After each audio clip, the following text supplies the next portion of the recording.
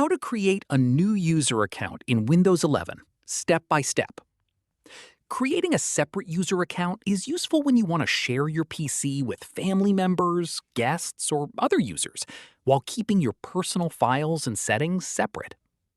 First, click on the Windows Start menu and open Settings. Now, from the left side menu, select Accounts.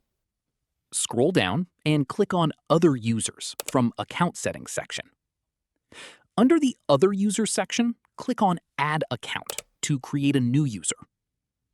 A Microsoft account window will appear. If the user has a Microsoft account, you can enter their email address and continue. However, if you want to create a local user account without using a Microsoft email, click on I don't have this person's sign-in information. On the next screen, select Add a user without a Microsoft account. Now enter the new username, create a password, and add security questions for account recovery. After entering all the details, click Next. The new user account will now be created and will appear under the Other Users section in Windows 11 settings. Once completed, you can use the new account separately with its own files, settings, and preferences. So that's how you can create a new user account in Windows 11 using a local account or Microsoft account.